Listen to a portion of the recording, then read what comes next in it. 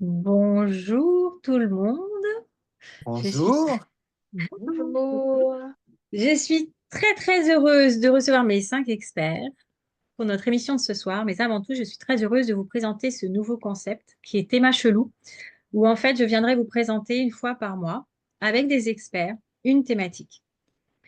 Ce soir, la thématique que j'ai choisie et pour lesquelles mes adorables experts ont accepté de me suivre, c'est le deuil et après. Nous sommes dans une période, on vient de rentrer donc en énergétique chinoise, on vient de rentrer dans l'énergie du printemps, donc l'énergie du renouveau.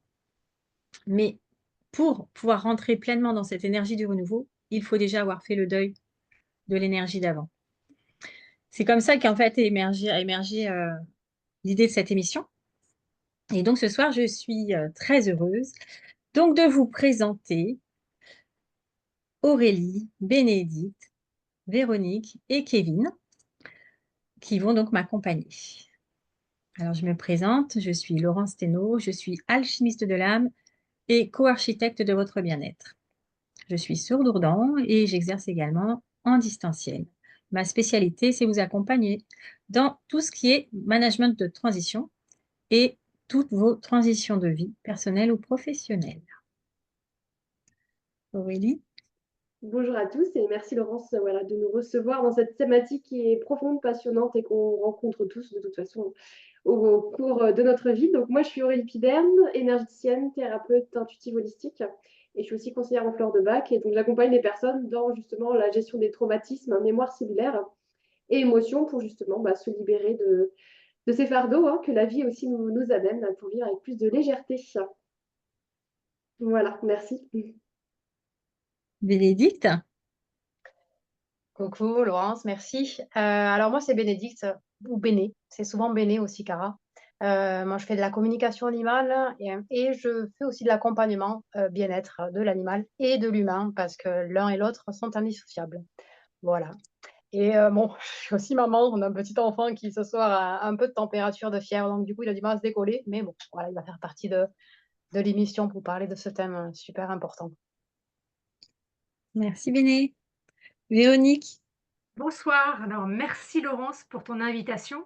Bonsoir à toutes et à tous. Effectivement, c'est une thématique qui n'a pas de fin, j'ai envie de dire ça comme ça, hein, on en parlera tout à l'heure.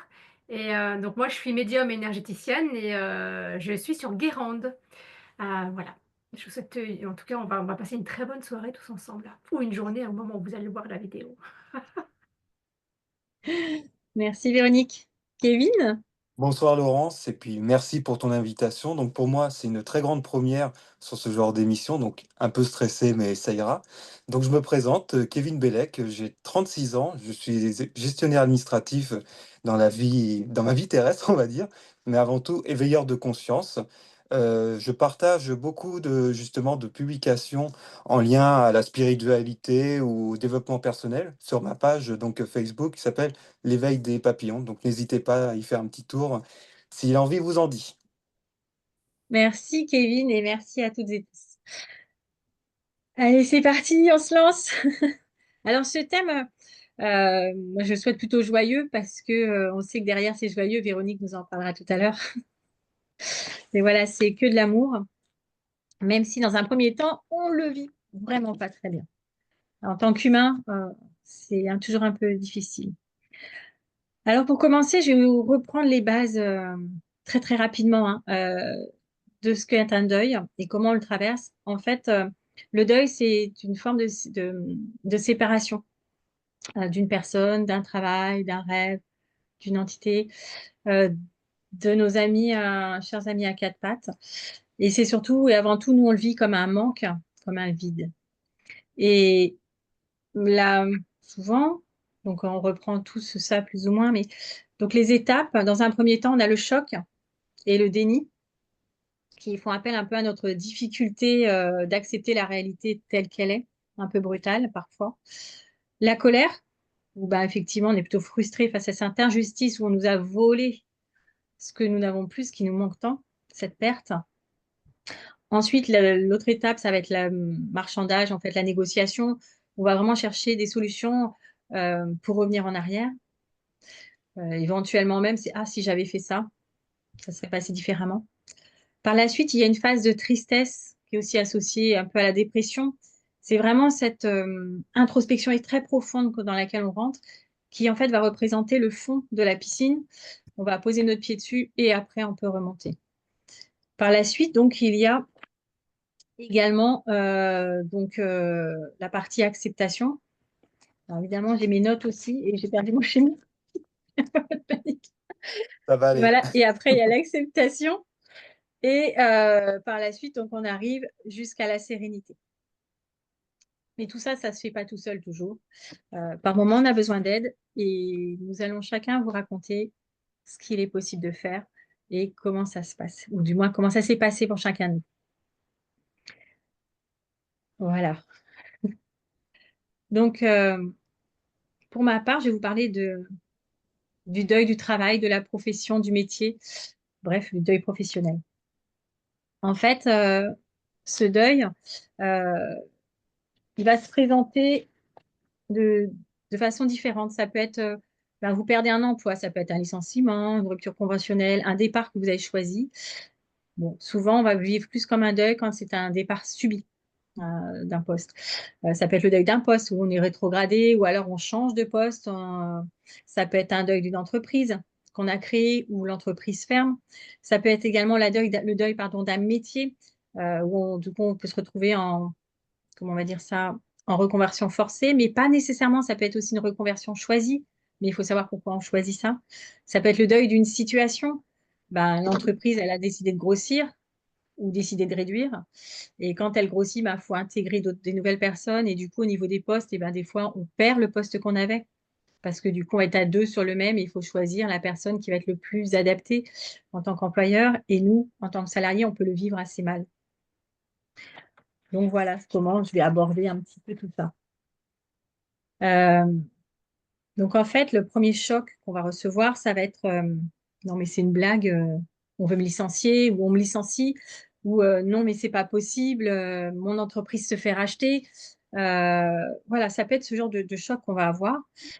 Derrière, la partie déni, on va la présenter comment? C'est bon, il n'y a pas de souci, tout va s'arranger, ils vont me rappeler, patati patata. De toute façon, la personne qu'on a repris ne va pas être bonne. Voilà, on va dénier notre situation. Après, on va être un petit peu en colère quand même parce qu'il ne faut pas non plus se leurrer. Nous restons des humains. Et donc, on va trouver que les personnes sont ingrates parce qu'elles ne nous ont pas euh, remerciées comme on aurait dû l'être. On aurait dû rester parce que nous, on est indispensable, vous comprenez? On a un bon ego en tant qu'humain. Donc voilà, ça peut être, notre colère, elle peut être à ce niveau-là.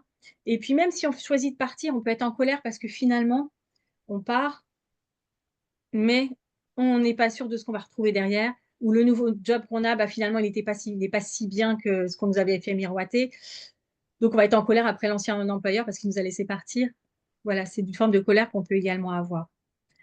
Après, évidemment, on a ce qu'on appelle la peur. Ah, notre chère copine, la peur. Si, si on pouvait s'en débarrasser Ah oui. régulièrement et facilement. Alors, elle, c'est bon. OK, maintenant, elle est là, j'en fais quoi concrètement?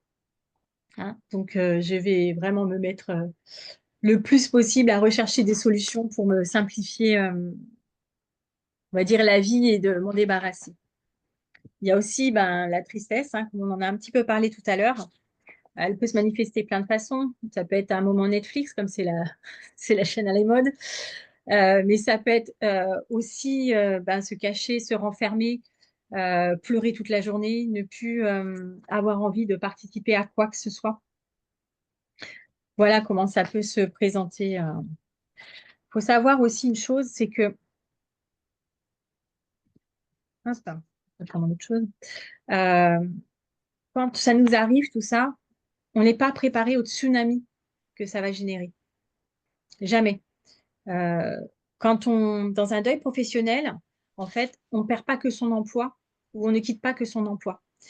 Faut voir que derrière, on doit faire le deuil de la personne qu'on était. Parce que souvent, on s'identifie on a tendance à s'identifier à notre poste, mais on oublie un détail, c'est que notre poste, ça n'est pas nous. Mais ça, on va le savoir, mais une fois qu'on aura avancé dans notre processus. On peut aussi avoir ce côté quand on quitte une entreprise, la perte de l'identité de l'entreprise. Moi, je viens du milieu des télécoms, donc c'est plutôt dynamique. J'ai toujours été dans des entreprises qui ont fonctionné comme des startups, qui ont toujours eu à cœur le bien-être de leurs salariés. Et quand j'ai changé d'entreprise, quand vous allez voir mon histoire après, euh, eh ben, c'était pas du tout ça. Donc, il a fallu que je fasse le deuil que les entreprises ne soient pas toutes bonnes et pas toutes à l'écoute des salariés. Euh, il peut aussi y avoir des changements de conditions de travail comme des déménagements. Ça fait aussi partie de ce que je vous expliquerai après. Donc, en fait, on va se retrouver avec une problématique, parce qu'on va appeler ça comme ça, qui nous challenge. Donc, pour tout ça, moi, je vais vous proposer euh, de, des petites activités que vous allez pouvoir mettre pour simplement avoir l'opportunité de ne pas vous enfoncer. Donc, la première chose, c'est prendre conscience de vos émotions. Vos émotions, vous devez les vivre, mais pas les habiter. Elles ne doivent faire que passer. Il faut reconnaître tous vos blocages psychologiques parce qu'après, il faut retourner chercher du travail. Tout ça, c'est quelque chose de fastidieux. C'est pas quelque chose de facile à faire, surtout quand on a été en poste longtemps. Donc, faut aller chercher ces blocages psychologiques qui nous empêchent de rebondir ou ce qui fait au contraire qu'on a été extrêmement impacté.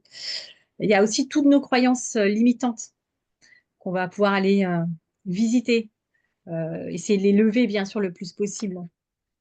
Pour ça, vous avez l'aide de tous les thérapeutes que nous sommes et tous les coachs. Vous avez aussi à structurer vos journées. Ne jamais, jamais, jamais vous dire, ouais, c'est pas grave, ce soit aujourd'hui, je vais dormir jusqu'à 10, 11 heures. Oh, oubliez ça, ou jusqu'à l'après-midi, oubliez ça. Lavez-vous, quittez votre pyjama, quittez votre jogging. C'est vraiment quelque chose où énergétiquement, vous êtes dans une énergie vraiment qui va vous tirer vers le bas. Que si au moins vous prenez le temps de vous lever à une horaire correcte, que vous puissiez être habillé comme si vous alliez travailler, et bien vous allez être dans une autre dynamique aussi, d'une autre énergie qui va être extrêmement importante et qui va vous aider à aller vers l'accomplissement de vous-même. Pensez dans votre journée aussi à mettre des petites choses assez simples en place. Euh, le matin, je vais organiser, je vais faire ma vaisselle, je vais faire ça, je vais chercher du travail ou du moins chercher une annonce peut-être, ou je vais décider de m'accorder 2 heures pour travailler sur moi. Voilà, organisez ça. Sortez, à aller prendre l'air surtout, c'est hyper important. Et quand vous irez un petit peu mieux, vous aurez un peu plus avancé, faites l'inventaire de vos compétences. N'ayez pas peur de passer à l'action en vous disant, ben voilà, je prends quelques minutes où je vais juste lister, ben, cette année, j'ai travaillé dans tel type d'entreprise, qu'est-ce que j'y ai fait, qu'est-ce que j'y ai appris, qu'est-ce que je suis devenue grâce à eux. Vraiment, passer à l'action. Concentrez-vous le plus possible sur comment transformer ce challenge en opportunité. Souvenez-vous de la personne que vous étiez quand vous aviez la niaque, en fait, quand vous aviez envie d'aller travailler. À partir du moment où on n'a plus envie, il faut déjà aller consulter. Parce qu'il y a quelque chose, il y a anguille sous roche, mais on en parlera. Voilà. Euh, le plus important aussi, c'est d'identifier ce qui est important pour vous, vos valeurs, mais également ce qui est primordial pour vous dans la vie. Est-ce que c'est d'être autonome? Est-ce que c'est d'avoir de l'impact? Est-ce que c'est d'avoir une vie équilibrée? Voilà, vraiment lister tout ce qui est important pour vous. Et ça se fait pas en une journée.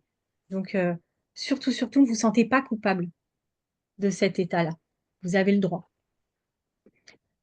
Parce que on perd pas non plus de vue que quand on est en période de deuil professionnel, on a toute une partie de perte d'estime de soi qui est extrêmement importante. On se sent dévalorisé d'un coup, même si on a choisi de partir par rupture conventionnelle, hein. On va commencer à avoir des doutes sur nos capacités, sur la personne qu'on est. Et tout ça, c'est vraiment des choses qu'on va reconstruire petit à petit. Mais il faut déjà aller toucher la tristesse. Maintenant, il y a des petites solutions aussi pour que vous puissiez mettre un peu de baume au cœur dans votre vie. Parce que c'est pas parce qu'on est en chômage, qu'on est en burn-out ou quoi au caisse, qu'on n'a pas le droit d'avoir des moments de plaisir. Donc, si vous aimez peindre, peignez. Si vous aimez sortir en forêt, allez marcher en forêt. Si vous voulez courir, allez courir. Faites-vous plaisir le plus possible. C'est le leitmotiv, en fait. Parce que faut savoir que si vous reprenez un travail, alors vous n'avez pas fini votre cursus de deuil. Ce qui vous attend, c'est le burn-out. Et maintenant, je vais vous parler de mon histoire. Parce que j'ai eu l'immense privilège de vivre tout ça jusqu'à présent. En d'autres termes, j'ai une vie professionnelle extrêmement riche. J'étais DRH dans mon ancienne vie et j'adorais mon métier. J'étais une passionnée de mon métier. Je ne vivais que pour mon métier. J'ai des enfants que j'adorais, j'ai un mari que j'adorais, j'avais une vie que j'adorais. Mais alors, mon métier, comment vous dire? Il était très, très au-dessus parce que moi, j'étais passionnée des humains. C'est quelque chose qui m'a toujours motivée. Les ressources humaines, j'avais une façon de le pratiquer qui est plutôt humaine parce que ben, moi, les tableaux de bord, ça me va bien, mais c'est pas la majeure partie de mon temps. Euh, et donc, j'ai vécu déjà plusieurs fois l'intérim parce que moi, une de mes valeurs, c'est la liberté. Donc, comment vous dire qu'un CDI, c'était compliqué pour moi. Donc, j'étais tout le temps en CDD par l'intérim. Puis, j'ai signé un CDI. Un jour, je me suis dit, allez, vas-y, fais-toi plaisir. J'y suis restée 6 mois, plus court que toutes mes missions d'intérim. Et j'y suis pas restée parce que ça ne respectait pas mes valeurs. Mais avant de m'apercevoir que ça ne respectait pas mes valeurs, j'étais bien descendue. Bonne dévalorisation. Mais bon, j'ai perpétué, j'ai insisté. Et je suis rentrée dans une entreprise de télécommunications qui était juste merveilleuse, qui s'appelait Télé2, où là, le bien-être de l'humain, c'était la première chose. La collaboration entre toutes les équipes, c'était la deuxième chose. Et la troisième, qui n'était pas du moins, c'était la communication. Il n'y avait pas, on pouvait aller discuter avec notre DG comme on allait discuter avec notre collègue. Il n'y avait pas de barrière de communication. C'est bien pour une entreprise de télécommunications, c'est quand même bien. Oui, c'est quand même bien, mais ce n'est pas la majorité. Parce qu'il faut savoir qu'on était une structure de 90 salariés, mais au total, je gérais 300 personnes, parce qu'il y avait tous les bureaux extérieurs et les consultants. Et donc, en fait, tout le monde, toutes les personnes qui arrivaient chez Télé2, elles adoraient cette ambiance, parce qu'on était déjà tous des multipotentiels, on était tous des moutons à 5 pattes. Donc, quand on voulait partir, ben, c'était un peu compliqué, hein, parce que là, déjà, les salaires étaient élevés, donc on ne trouvait pas les mêmes salaires, on ne trouvait surtout pas les mêmes postes. Et quand notre holding a décidé de vendre, pour se débarrasser, bah, parce qu'ils se séparaient au fur et à mesure des entreprises qui étaient dans le sud Europe, et ben, on a été revendu à une autre entreprise des télécoms, mais en même temps, moi, je vivais un déménagement. Donc, on partait, donc ceux qui sont en région parisienne, ça va leur parler. Euh, on partait de Vélizy, je ne sais pas si loin que ça, pour aller à la Défense, Nanterre Rive Défense, pour les exactement. Et moi, en même temps, j'ai ménagé, mais je partais de Chilly-Mazarin à Dourdan. Et faire Nanterre, Dourdan, 2h30 de transport. Juste pour y aller, hein. Donc on est bien d'accord, j'ai choisi de ne pas rester. Et là, c'est tombé, c'était la crise de l'emploi. Plus de boulot. Ce qui m'est arrivé, c'est que, bah, au bout d'un moment, j'ai cherché. Alors, au début, j'ai pris mon temps, hein. J'avais des enfants, je faisais des gâteaux, je prenais le temps de goûter, faisais des visites. C'était trop génial. Même au bout de 2 ans, il n'y a plus de droit, il faut retourner bosser. Donc, évidemment, j'avais préparé ma remontée. Et là, je suis tombée dans une entreprise. C'était pas du tout la même chose. Le bien-être des salariés, rien à foutre. Des syndicats à s'en mordre les doigts, chose que je n'avais jamais connue jusque-là. Ce qui n'empêchait pas que c'était de belles personnes, hein, tous individuellement, hein, qu'on se mette bien d'accord. Mais pour autant, un mois, un burn-out.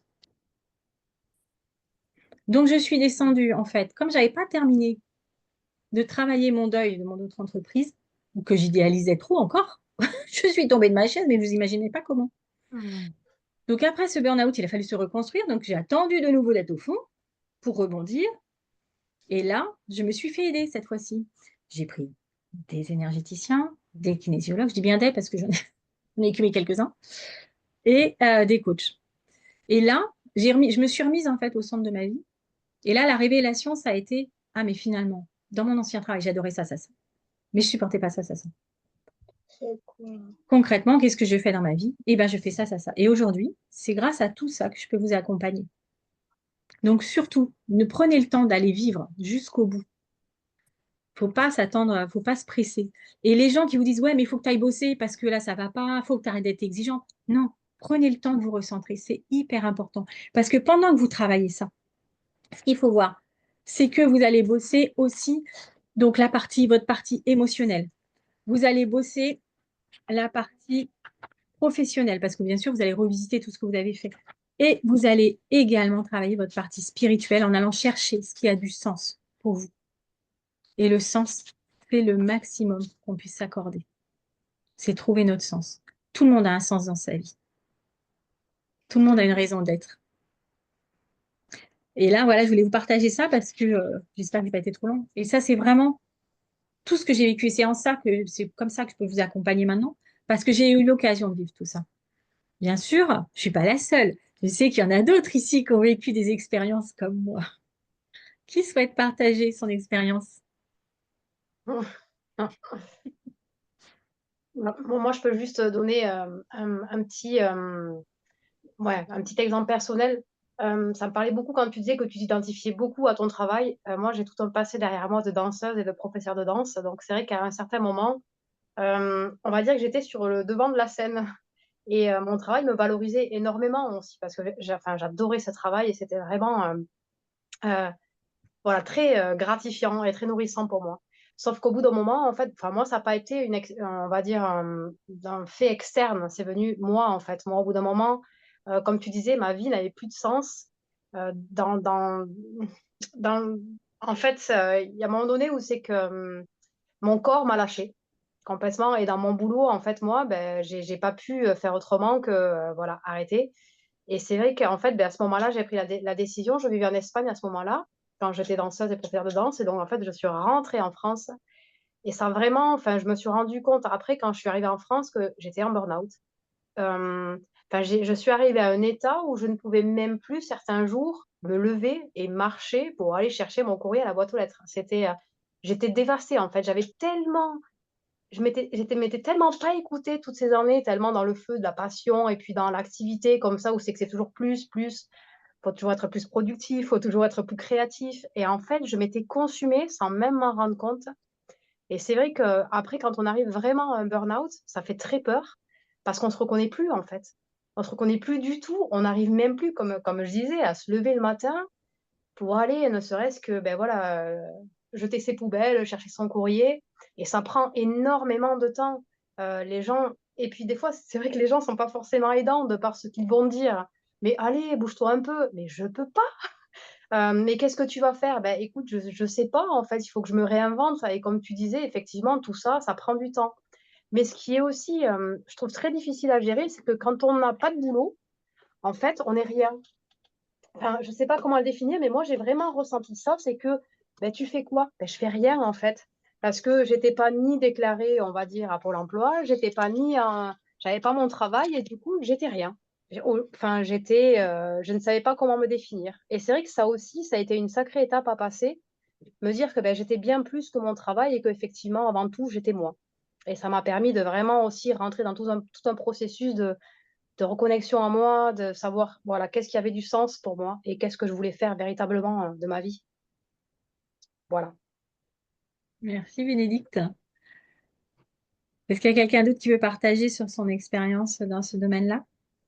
Dans ma super équipe. On n'a pas parlé des retraités et je trouve que c'est important aussi de ne pas Oui, les oublier. totalement. C'est vrai. Eux, derrière, ils ont pas à rechercher du travail normalement.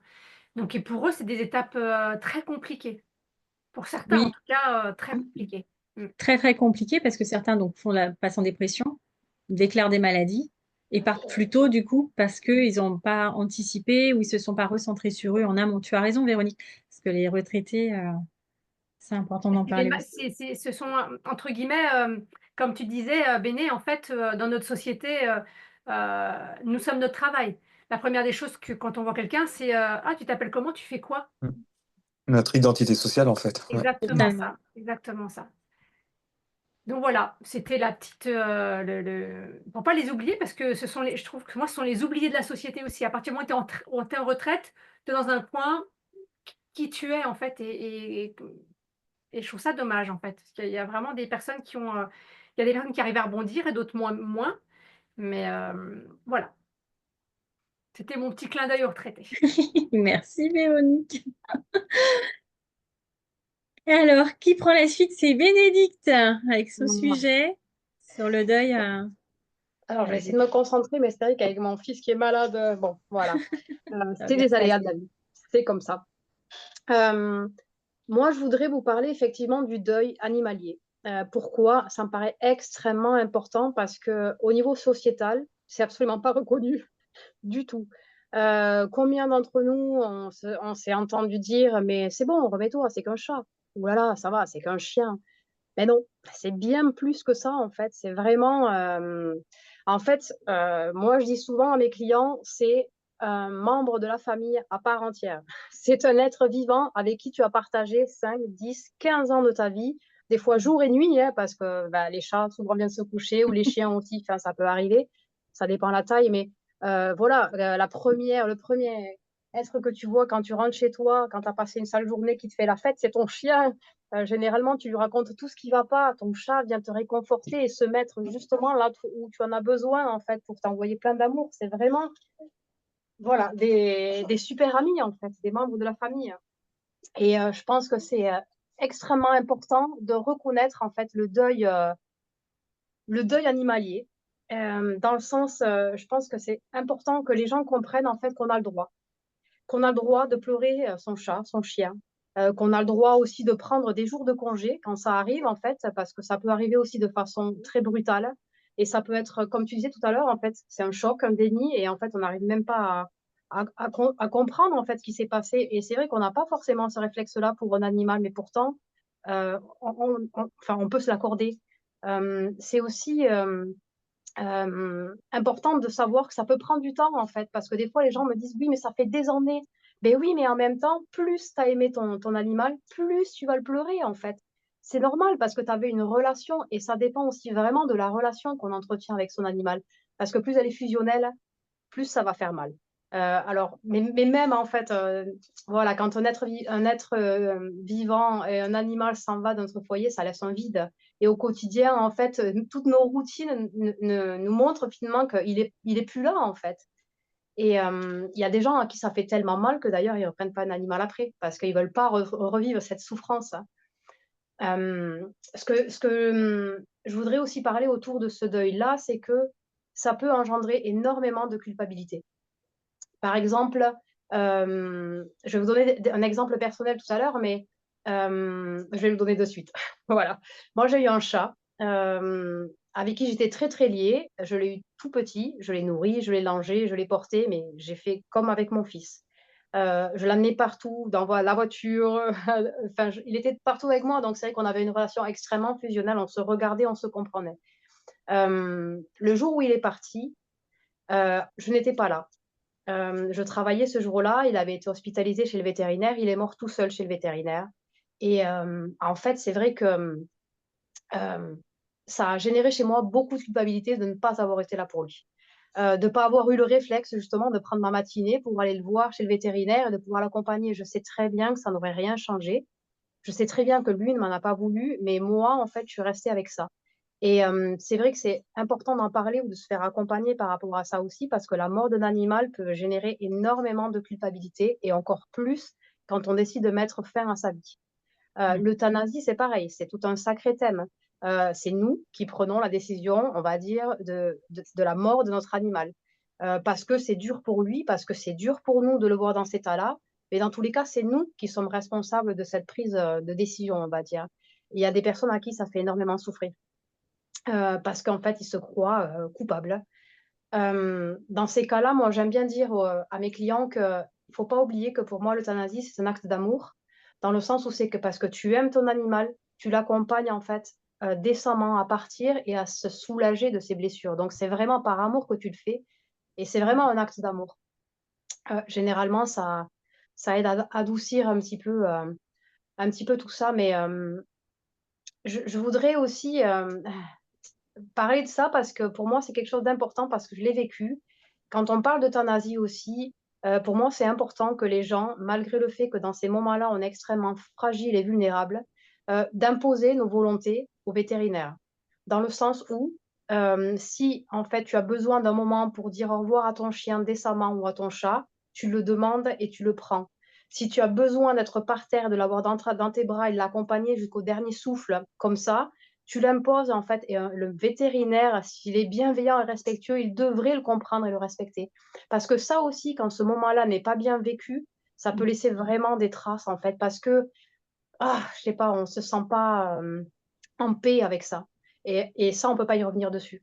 Donc c'est vrai que voilà, moi j'aime bien guider les personnes en fait qui sont dans ces cas de figure-là, des animaux en fin de vie, où donc il faut prendre la décision de vraiment être conscient de tous ces paramètres parce que ça peut vraiment avoir une influence en fait après. Ça c'est plus par rapport au point de vue de l'humain. J'aimerais faire un petit switch aussi pour voir le deuil ou comprendre le deuil du point de vue de l'animal, en tout cas surtout comment moi j'ai reçu des informations jusqu'à présent. Pour moi, j'ai l'impression que pour les animaux, c'est différent, dans le sens où c'est que, ils sont prêts. Ils ont pas, cette espèce de peur enfin, ça peut arriver, mais ils ont pas cette espèce de déni de la mort ou refoulement à fond. Comment quand c'est le moment, voilà, eux, ils ont joué à fond. Quand c'est le moment, c'est la fin du jeu, ils sont OK avec ça. Ce qui se passe, en fait, souvent, c'est que quand il y a une relation très fusionnelle avec le gardien, des fois, ils ont du mal à partir parce que l'humain n'est pas prêt à les laisser partir. Et là, en fait, ils tiennent bon, le plus possible jusqu'à ce que l'humain, en fait, soit prêt. Et d'ailleurs, c'est souvent à ces moments-là que les animaux, comme par magie, arrivent à guider leur humain pour qu'il fasse appel à un médium ou à une communicatrice animalière pour justement faire passer le message qu'eux, ils sont prêts, en fait. Euh, Malgré ça, même une fois que voilà, les animaux sont passés, on va dire, de l'autre côté, dans l'autre monde, il y en a qui décident consciemment de rester proches de leur gardien parce que voilà, ils ont envie de le protéger, ils ont envie encore de l'accompagner, ils ont encore envie de rester là, ou ils attendent notre membre de la famille, comme notre chat. Ça a été le cas enfin, voilà, d'un chat qui avait un jumeau qui est parti trop tôt parce qu'il a eu un accident de voiture et donc il est resté là consciemment parce qu'il attend son frère jumeau pour partir. Des fois, ils sont là aussi pour attendre la relève. Je me rappelle de cette communication de ce chien, en fait, qui était le chien de la maison, mais aussi le chien de travail de la dame. Donc, en fait, il y avait un lien tellement fort entre eux que ce chien attendait que la dame, en fait, trouve un autre compagnon avant de partir. Quand c'est comme ça, moi, je n'interviens pas. Et je sais très bien qu'ils feront en sorte de venir jusqu'à moi ou à quelqu'un d'autre quand ce sera le moment de les aider à monter. Quand il y a besoin, parce que ça peut être par exemple à cause d'un accident de voiture où le choc est brutal et que l'âme de l'animal sort du corps et n'est pas conscient qu'il est mort. À ce moment-là, c'est aussi intéressant d'avoir appel à quelqu'un comme moi ou quelqu'un qui est médium pour prévenir l'animal de ce qui s'est passé. Et s'il a envie, en fait, s'il est prêt, ben, justement pour pouvoir l'aider à monter vers la lumière, comme on dit. Ce que je voudrais aussi rajouter par rapport à ça, c'est que quand il y a un animal en fait qui s'en va, c'est aussi prendre conscience et prendre soin de l'animal qui reste, s'il y en a d'autres. Parce que ça a été le cas chez moi, par exemple, on a toujours, enfin, on a gardé un frère et une sœur. Et il y a 2 ans, d'un seul coup, comme ça, foudroyant, le frère, enfin le mâle est décédé. Et donc la femelle est restée toute seule. Et au tout début, ça a été très difficile pour nous, mais ça a été aussi très difficile pour elle. Donc c'est vrai que dans ces moments-là, c'est aussi important de prendre soin de nous, les humains, mais de prendre soin aussi de l'animal qui reste, parce que lui aussi vit en deuil. Pour lui aussi, c'est pas facile en fait, et ça peut créer et générer aussi toute une sorte enfin toute une série de comportements qui, voilà, qui est pas forcément, on va dire, enfin qui est plutôt souffrant de par la perte. Alors, bon, si j'ai mes petites lentilles sèches. Ce que je voudrais dire, c'est que ce que j'ai remarqué moi aussi au fur et à mesure de ma pratique, c'est que aussi des fois la mort de l'animal ou comment l'animal s'en va ou au moment où l'animal s'en va, c'est que ça a un message et un sens aussi très fort pour le gardien. Parce que l'humain et l'animal sont indissociables, en fait, ils sont liés. Donc, voilà, je vais vous donner un autre exemple personnel. Nous, on a eu beaucoup de pertes de chats qui ont souvent laissé un chat tout seul.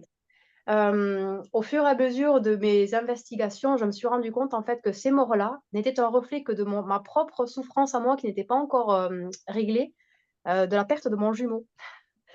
Donc bon, ça c'est un thème aussi qui est hyper important, Laurence. En vrai, peut-être Oui, tu pourrais en faire on en avait parlé. une autre soirée, mais voilà, il y a énormément de gens comme moi qui ont perdu un jumeau in utero et donc qui se retrouvent tout seuls. Et donc ça génère aussi toute une série, on va dire, de comportements, de fonctionnement après dans la croissance et même à l'âge adulte encore. Et je me suis rendu compte en fait que toutes ces morts de chats me montraient encore que effectivement, ben, j'étais toute seule et que j'avais du mal à accepter encore d'être toute seule. Voilà. Dans tous les cas, ce qui est sûr, c'est que une communication animale, c'est un cadeau. C'est un cadeau, en fait, vraiment qu'on peut faire justement quand il y a un deuil comme ça qui est mal géré ou qui se passe mal, parce qu'on reçoit un message de l'au-delà et souvent, en fait, ça permet au gardien, voilà, de savoir que l'animal va bien, qu'il est OK. On peut lui donner un dernier message parce que quand il y a eu un accident de voiture, par exemple, et qu'on n'a pas eu la possibilité de lui dire: «Je t'aime, tu me manqueras toujours, tu étais le chat de ma vie», beh, ça permet aussi de pouvoir faire ce lien-là, faire passer ce message et vraiment de venir soulager aussi le gardien. Et ce que je me suis rendu compte aussi, c'est que, mais quand on perd quelqu'un, on a tendance à s'accrocher à lui, à son âme, à son souvenir. Et en fait, quand on fait une com comme ça enfin, c'est assez magique, mais ça permet de vraiment venir ouvrir la main pour le laisser s'envoler, en fait, et finalement prendre la place, qu'il a, c'est-à-dire partout. Finalement, l'âme après de l'animal est partout et c'est ce que je dis, en fait, justement pour aider les gens à passer ce processus, c'est que vous pouvez continuer à leur parler parce qu'ils sont toujours là, parce qu'ils vous entendent en fait et parce qu'ils feront en sorte de vous répondre. Il y a un lien en fait, il y a une communication même entre les 2 mondes. On peut aussi faire une cérémonie bien sûr, comme on ferait pour un humain. On peut, récupérer le corps et l'enterrer et faire un petit rituel. On peut bien sûr aussi, comment dire? Percer les cendres. Jeter les cendres dans un endroit où c'est que qui est important pour moi ou pour, l'animal. On peut faire un autel à la maison avec une petite photo pour se recueillir si on en a besoin, mais on peut faire ce qu'on a envie en fait. Chacun est libre, de faire, ce qu'il sent ou ce qui lui fait du bien, mais je trouve que c'est important en fait de célébrer, et de mettre, enfin pas envie de dire un point final, mais de vraiment, célébrer ce moment aussi de perte parce que ça le rend vivant. Et ça, c'est aussi respectueux pour l'animal et pour toute la vie qu'on a vécue ensemble, en fait. Voilà, pour moi, c'est extrêmement important et je sais à quel point ça peut faire du bien, ce genre de rituel. Hem, mais ce qui est sûr, en tout cas, c'est que c'est extrêmement normal d'être triste, d'être en deuil quand on perd son animal, même si on nous fait croire le contraire, en fait, parce que plus tu l'as aimé, plus tu vas le pleurer et donc du coup, c'est avec beaucoup d'amour et beaucoup de respect vis-à-vis de soi-même, en fait, pour, heu je pense que c'est important d'en parler aussi, parce que les gens n'osent pas en parler. Mais c'est plus on va y être à en parler, en fait, plus ça va devenir une banalité et plus, voilà, on va respecter et honorer aussi nos animaux et la perte de nos animaux parce que c'est pas rien. Justement, en fait, je pense qu'il y a vraiment besoin de reconnaître ce deuil parce que ça va pouvoir aider justement, je pense, l'humanité à évoluer encore plus haut et encore, de façon plus belle. Et Voilà. Bénédicte, si je peux me permettre, sur Ouais. moi j'ai vécu, le départ de beaucoup d'animaux et Bob, mon dernier chien, mon dernier, compagnon à 4 pattes, parce que je dis chien, mais non, c'est pas ça, c'est vraiment des bébés. Moi, c'est comme un bébé, hein. J'ai un Ouais, chat, c'est comme un je bébé comprends bien. aussi et en fait, il y a un moment donné, à l'intérieur de moi, je savais que c'était le moment qu'ils partent. C'était très Mmh. compliqué et j'ai des amis qui sont venus, mon mari était là, j'ai des amis qui sont venus, j'ai dit au vétérinaire: «On sera 5 à l'accompagner» et on a tous posé notre main sur Bob et on lui parlait, on lui envoyait de l'énergie en disant: «Voilà, c'est bon maintenant tu peux partir, on est là, on t'aime et tu peux y aller en fait». C'est Bien beau. sûr que c'était super triste, bien sûr, même là, j'ai encore les trémolos dans la Mmh. voix, hein, Ça se et sent. Mmh. c'était un moment d'amour en fait. C'est comme tu Complètement. disais, c'est un acte d'amour, vraiment un acte d'amour Mmh. et par moments quand nos petits compagnons à 4 pattes ou à 2 pattes partent, eh ben, on entend encore par moments les petites griffes sur le sol ou dans les Ouais, escaliers et on n'est pas on fou les quand entend on entend ça, aboyer, hein. miauler. Oui, C'est ça, complètement. Mmh. on n'est pas fou. Il faut vraiment que les gens Non. le comprennent aussi. Mmh mh. J'ai eu la chance, moi j'avais, Cléo qui a été le chat de ma vie, hein, si Isis m'entendait, elle râlerait. Heu, mais une nuit, Cléo, elle avait l'habitude de venir et de dormir ici. Elle était tellement contente quand elle ronronnait, elle bavait en fait Je connais bien. et une nuit, elle est venue passer une nuit avec moi, alors qu'elle était déjà partie depuis des lustres, hein. Mmh. Ça arrive Lui fréquemment. là, quand Mmh. j'étais là, j'ai ouvert les yeux et je sentais concrètement sa salive couler Et je me suis Excellent. dit: «Waouh, le cadeau qu'elle me fait à venir Mmh. me voir aujourd'hui, en fait».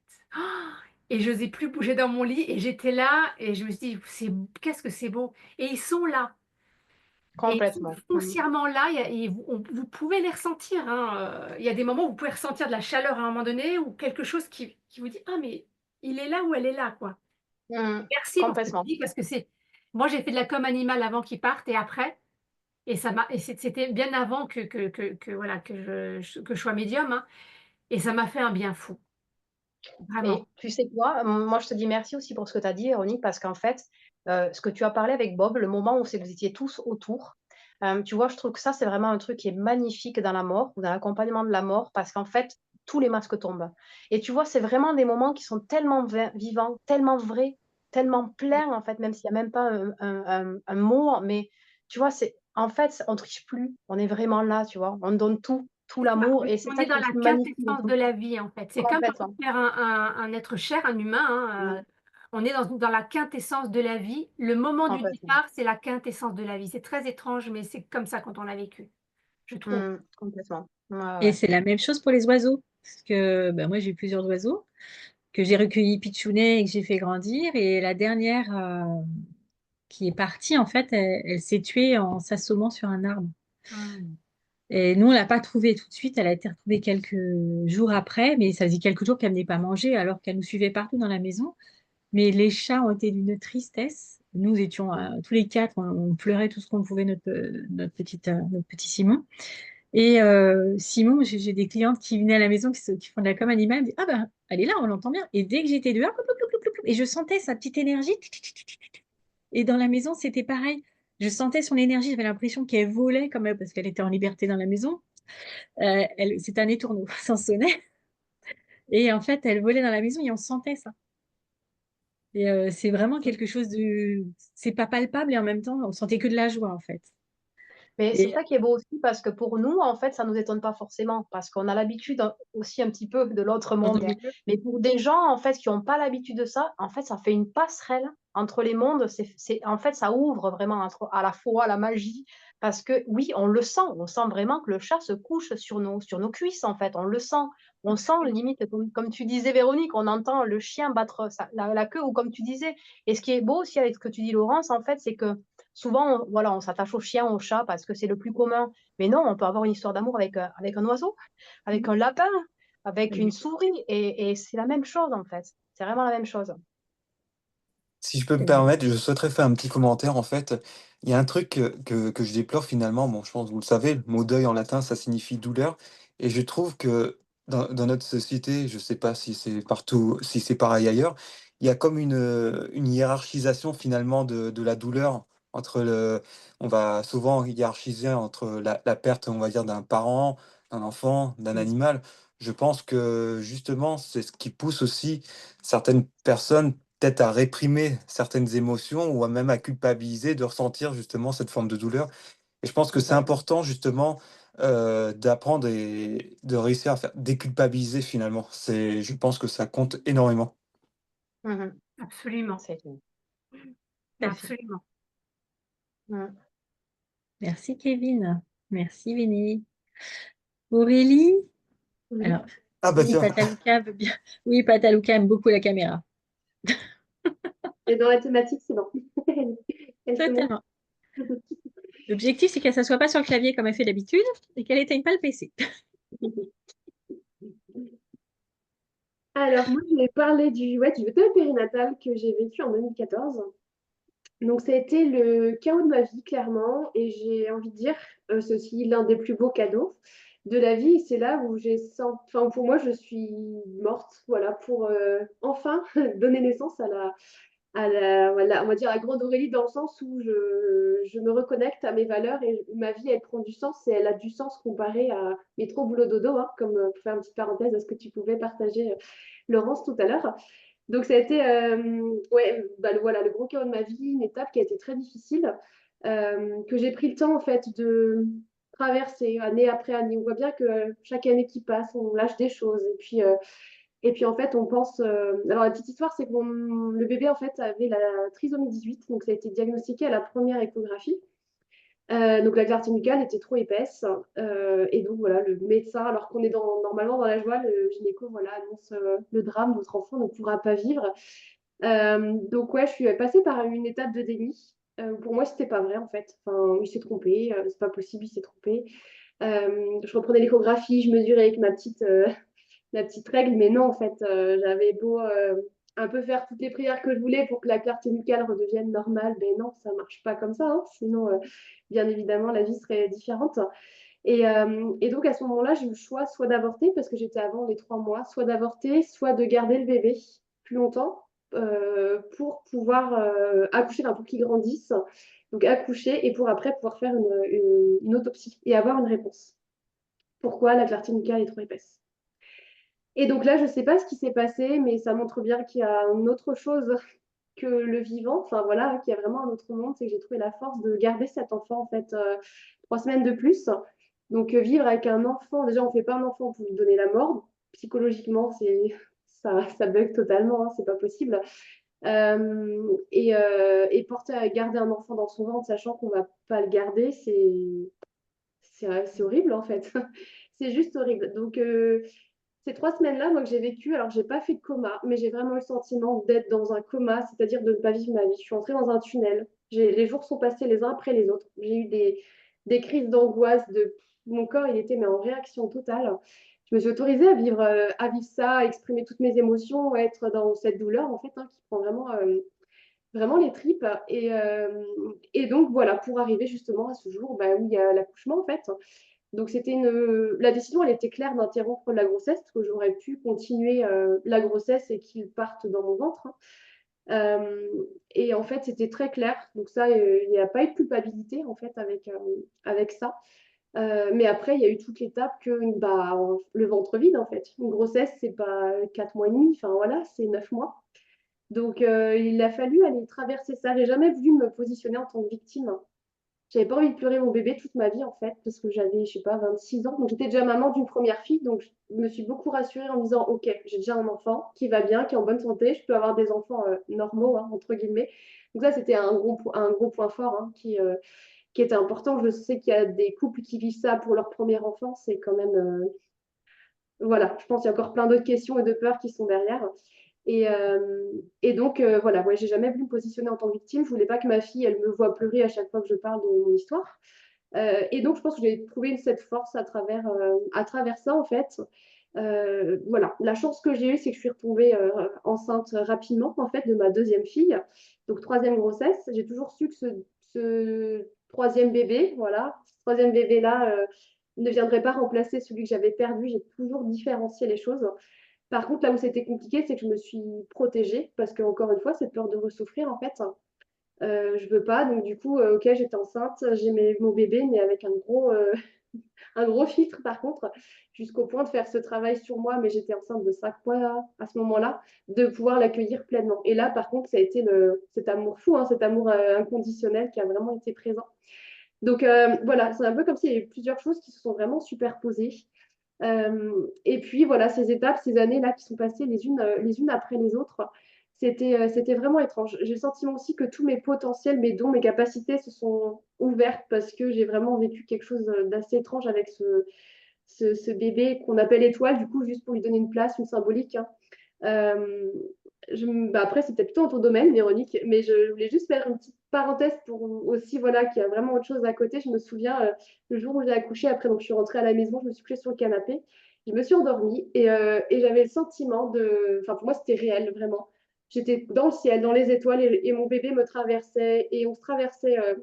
Et ça, c'était magique et c'était un pur cadeau parce que, waouh, de vivre ça. Et c'était doux, en fait, c'était léger. Donc, je pense que ça aussi, c'est des messages qui font que bah, c'est OK, en fait, c'est OK, c'est accepté. Bah oui, il va y avoir des étapes à passer, il va y avoir des pleurs, il va y avoir ouais, le ventre vide, mais ça va aller, en fait, ça va aller, ça va bien se passer. Et j'ai pas voulu non plus accélérer, parce que des fois, on pourrait se dire, tiens, non, je me sens bien, enfin, mettre un peu un masque, voilà, ça va bien, en fait, c'est bon, j'ai de la chance, j'ai des enfants, enfin, on peut mettre un peu de pansement comme ça, mais non, c'est des faux pansements, justement, enfin, voilà, ça marche pas jusqu'au bout. Et ouais, je me suis laissée vraiment traverser, aller à l'intérieur de mon ventre, aller voir là où c'était vide, là où ça faisait mal, là où ça criait, là où ça pleurait. Et je pense qu'il s'est passé pour moi, au moins 7 ans. 7 ans où j'ai enfin trouvé une paix intérieure, en fait. Vraiment quelque chose qui s'est posé. Et ce qui a été magique aussi, c'est que je suis retombée enceinte d'une troisième fille et qui n'était pas prévue, en fait. Donc, ça a été assez étrange parce que du coup, la vie me prend un bébé, même si je suis aussi responsable de cette fin de vie, hein, voilà, puisque c'est l'acte de l'accouchement qui fait que ça a donné fin à sa vie.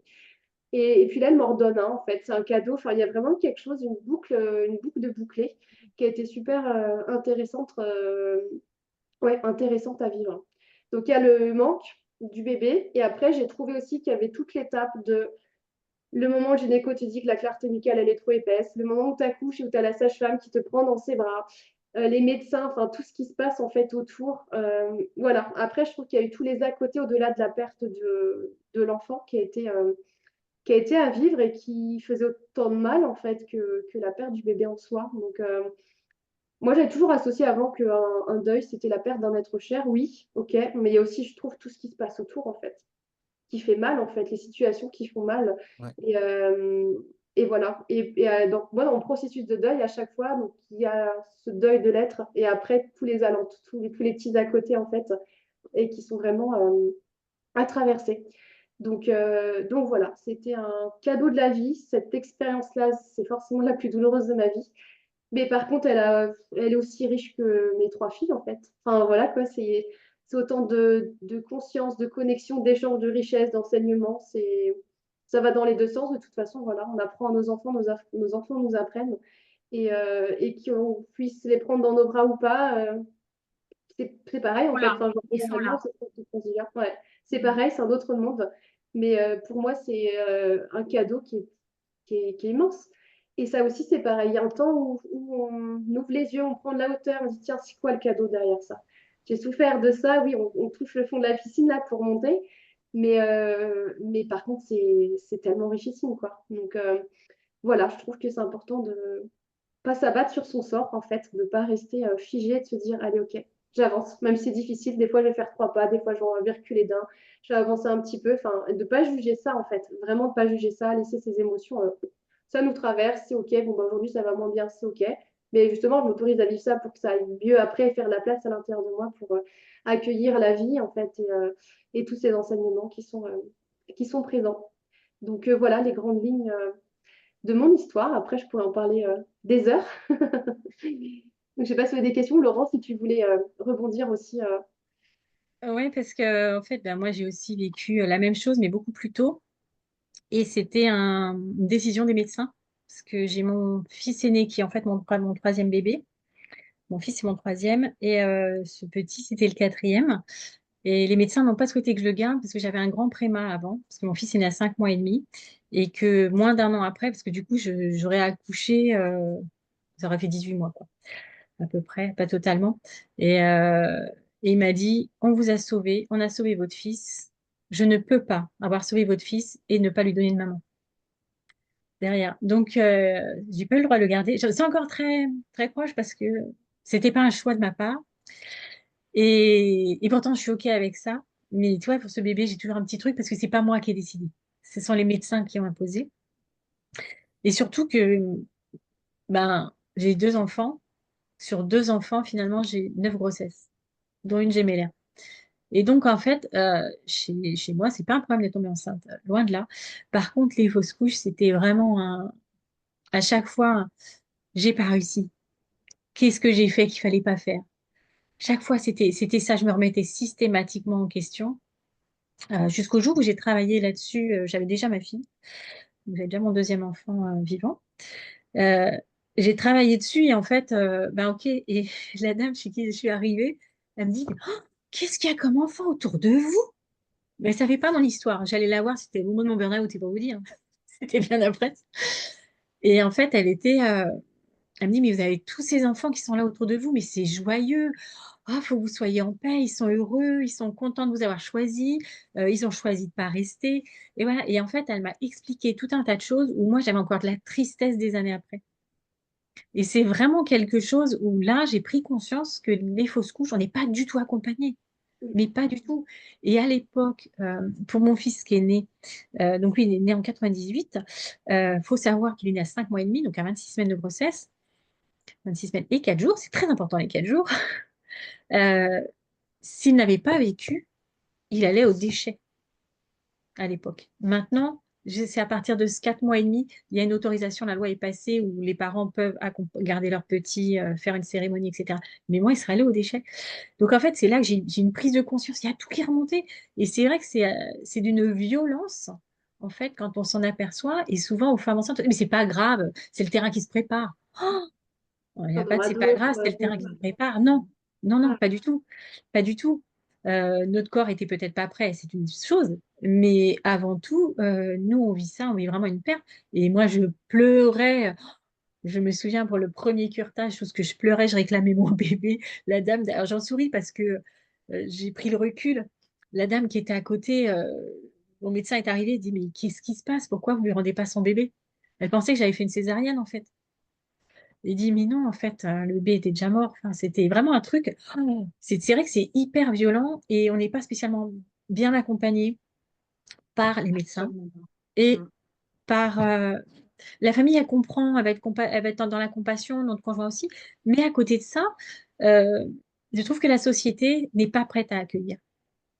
Ce qui fait que quand j'ai perdu la jumelle de ma fille, avec j'ai fait une métroragie, je lui ai dit à mes collègues, bon, écoutez, voilà, je fais une fausse couche, je reviens dans 48 heures. Bah, c'était devenu presque banal. Et en fait, là, ils m'ont dit, non, non, coucher, l'utérus déchiré, on bouge plus, quoi. Et là, ça a été justement un moment donné où j'ai dû avoir foi. J'ai dû, voilà, tout mobiliser et avoir foi en cette vie qui arrivait. Et ce cadeau qui était là, et ma pépette, bah voilà, elle est là, elle est en pleine santé et c'est royal. Donc voilà, je voulais partager ça parce que c'est vraiment, il y a vraiment une errance à ce niveau-là, je trouve, au niveau de la société par rapport aux femmes. Et Oui, pour mais les c'est pères, pas, parce que, c'est pas pris en compte. Et pour les hommes aussi, hein. et pour les hommes aussi, parce que ce qu'on ne se rend pas compte, c'est que finalement, nos conjoints sont aussi très attachés à ces bébés, même s'ils ne le disent pas parce que c'est les bonhommes. Hein. Mais ils sont très attachés aussi à ces bébés. Donc, et c'est vrai que je ne sais pas ce qu'il faudrait mettre en place parce qu'on n'est pas considéré des mamanges, on n'est pas considéré papange non plus. Mais voilà, je ne sais pas quel terme on pourrait donner à Maman, ce. c'est très joli. Papange, c'est très joli aussi, hein. Oui, mais c'est des termes qui sont souvent donnés aux mamans qui donnent naissance. Hmm. Ouais, parce que Voilà, aux parents c'est vrai que qui donnent naissance. c'est ça qui est dur aussi quand tu vis une fausse couche, en fait, c'est qu'il n'y a rien. Tu as rien, en fait. Et tu es enceinte, tu le sais. On t'annonce ça généralement de façon très froide et très dure. En tout cas, ça a été mon cas. Et tout ton Mm. monde s'effondre, mais il n'y a rien. Comme tu disais, tu ne serres pas ton bébé dans tes bras, il y a rien, en fait. Et c'est vrai que dans certains cas, moi, ce qui a été très difficile aussi, ça a été de faire la paix avec mon corps parce que je portais la mort. Je portais plus la vie. Ouais. Le cœur de de mon fœtus s'était arrêté, donc j'ai porté la mort. Et c'est vrai que pendant un certain temps, ça m'a hantée, en fait. J'avais tellement plus confiance en mon corps parce que tu te sens responsable, parce que c'est toi finalement qui le porte, quoi.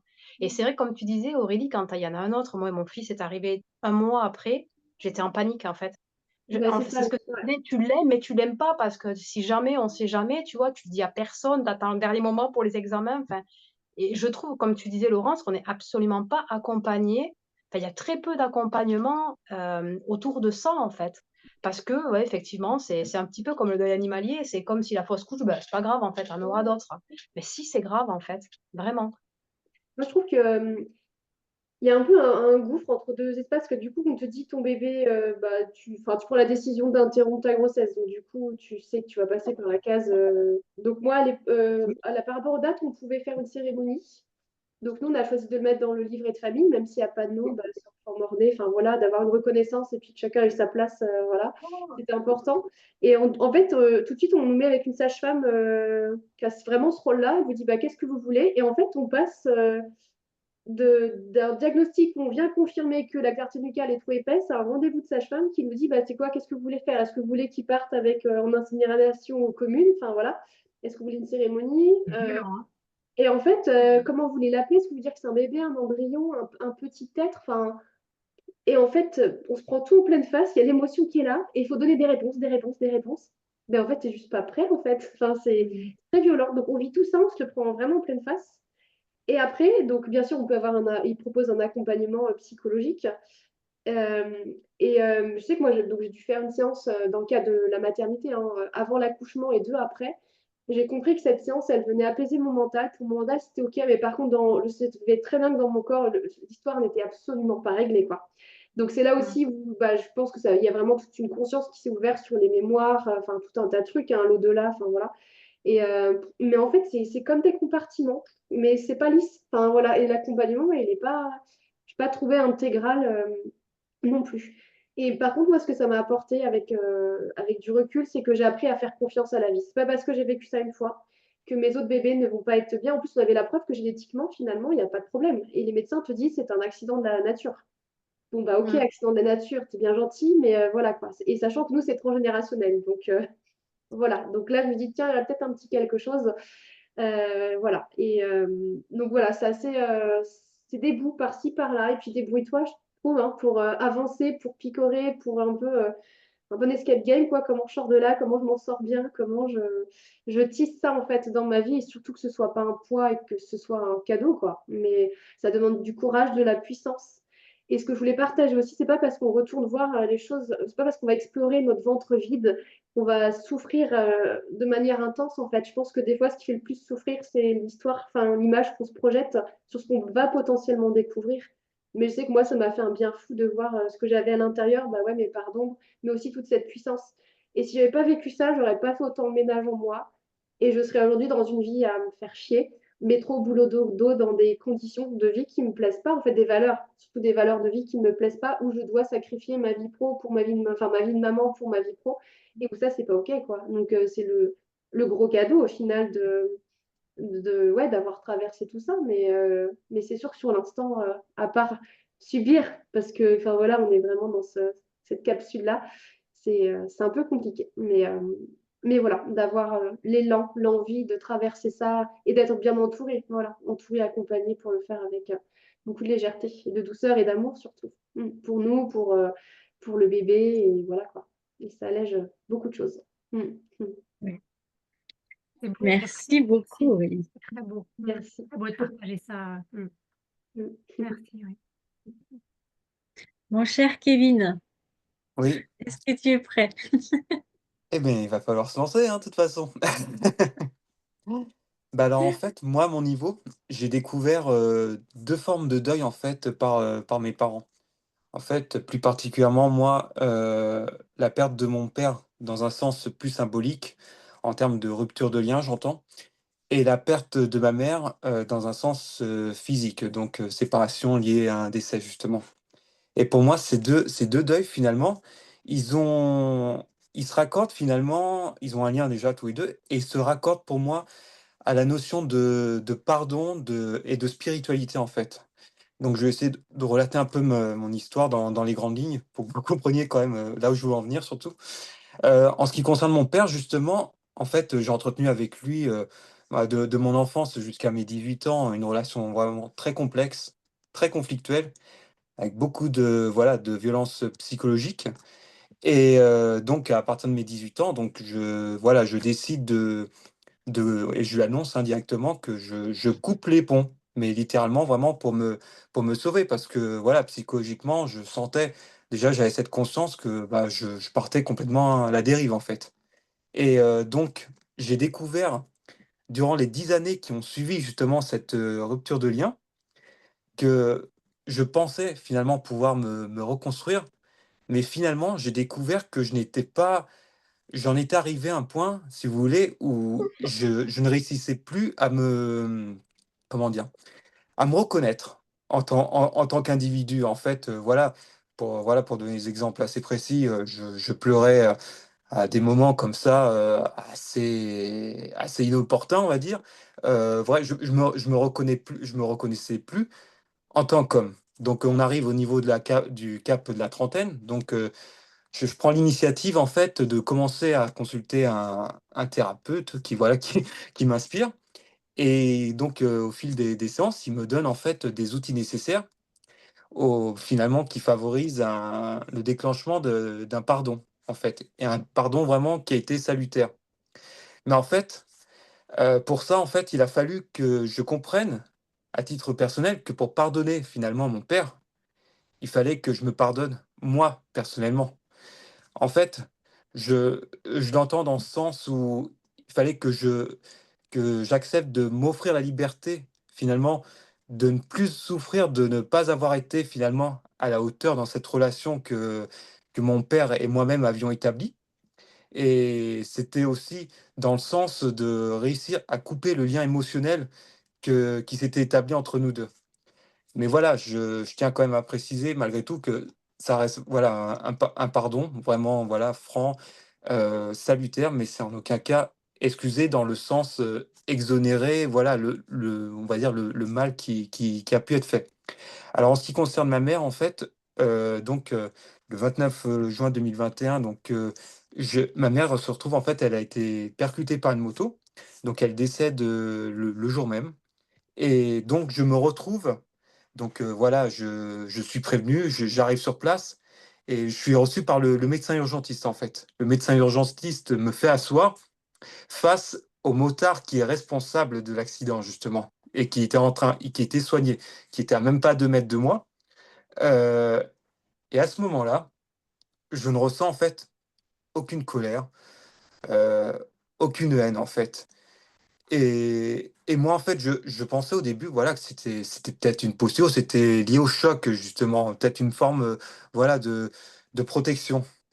Mais en fait, voilà, derrière la douleur indicible que je pouvais ressentir, je ressentais, bah, comme une forme de compassion, en fait, envers ce jeune homme, parce que c'était un jeune homme, hein, il avait 21 ans à ce moment-là et je sentais au fond de moi, en fait, quelque chose qui s'était libéré et en fait, ce que j'avais surtout ressenti dans toute cette histoire, c'est que la vie finalement me testait, en fait, sur la sincérité du pardon que voilà, que j'avais exprimé, finalement envers mon père. Donc, ce pardon finalement, c'est voilà, au fil des mois, j'ai fini, par, vraiment découvrir que il était confirmé, quoi. Mais après tout ce pardon, finalement, voilà, c'est rien sans la spiritualité derrière, quoi. Parce qu'en fait, bon, faut savoir que j'ai été un enfant qui se posait beaucoup de questions, sur la vie, sur la mort en général mais j'avais laissé en fait, cette part, là de côté à partir de mon adolescence jusqu'à, on va dire, mes 26 ans. Mes 26 ans, en fait, ont marqué pour moi, donc l'année 2014 en l'occurrence, ça a marqué pour moi une année, assez décisive d'une certaine façon, dans la mesure où j'ai perdu, ma grand-mère, donc ma grand-mère maternelle, à qui j'entretenais une très, très grande complicité et en fait, voilà, c'était une période où ça a été, voilà, un décès évidemment, très compliqué pour moi à accepter, même si, malheureusement, j'ai vu son état de santé, empirer, au fil des mois. Voilà, surtout que dans cette période-là, je soutenais ma mère qui vivait encore plus mal effectivement ce décès et voilà, parallèlement, en fait, mon compagnon, il m'a invité finalement à ouvrir cette part spirituelle en moi, celle qui voilà, qui sommeillait en moi, en m'accompagnant, bah, notamment, en m'accompagnant dans des centres spirites où parfois, voilà, des conférences étaient données voilà, des conférences sur des thèmes assez universels et sur voilà, des thématiques liées à la spiritualité en général. Donc, je découvre par ce biais-là, notamment Alan Kardec, donc le fameux fondateur du spiritisme et son livre des esprits, qui permet finalement pour moi d'approfondir, voilà, de découvrir la spiritualité, le spiritisme dans son sens large et en fait, finalement, au fil de mes lectures, parce que bon, je me contente pas de lire ce livre-là, je lis d'autres livres, finalement liés à la spiritualité, au développement personnel en général. Heu, mes croyances, finalement, finissent par évoluer et ma vision de la mort donc la mort, voilà, c'était quelque chose avant qui me faisait peur, quoi, qui m'effrayait, limite qui m'a mis les larmes aux yeux rien qu'à l'idée d'en parler. Et ben, en fait, ma vision de la mort est finalement devenue plus lumineuse puisque voilà, j'ai découvert, voilà le concept de réincarnation, d'au-delà, voilà et puis surtout, bah, ce qui a suivi le décès de ma mère, j'ai eu la chance en fait de recevoir beaucoup, beaucoup de synchronicité. Les synchronicités, donc en ce qui concernait ma mère, c'était notamment, des papillons. Bah, j'ai d'ailleurs une petite anecdote à raconter là-dessus. 2 ou 3 jours donc après le décès, donc je vais me promener au parc, avec mon compagnon et là, avant même de rentrer dans le parc, j'ai un papillon qui se pose sur la joue. Bon, on se dit: «Bon, d'accord, OK», mais déjà, je commençais à faire le lien avec ma mère et puis 1 ou 2 jours après, un autre papillon qui se pose sur ma joue.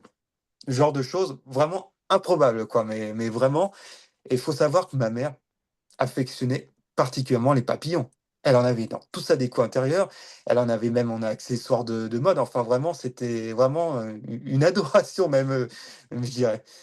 Et en fait, finalement, bah, dans le même temps, donc j'ai fini par avancer. J'ai continué à recevoir, d'autres signes qui m'ont permis finalement de rendre ce deuil, beaucoup plus,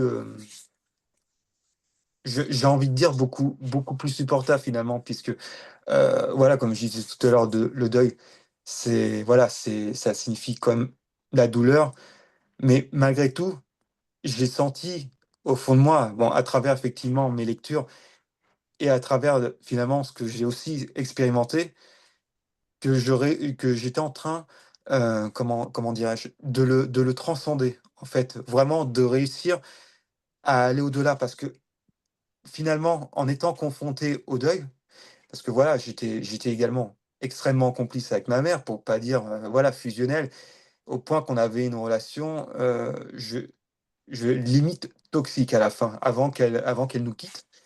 Et c'était voilà, c'était un point sur lequel je commençais à travailler déjà, bah, quasiment 1 an avant son décès.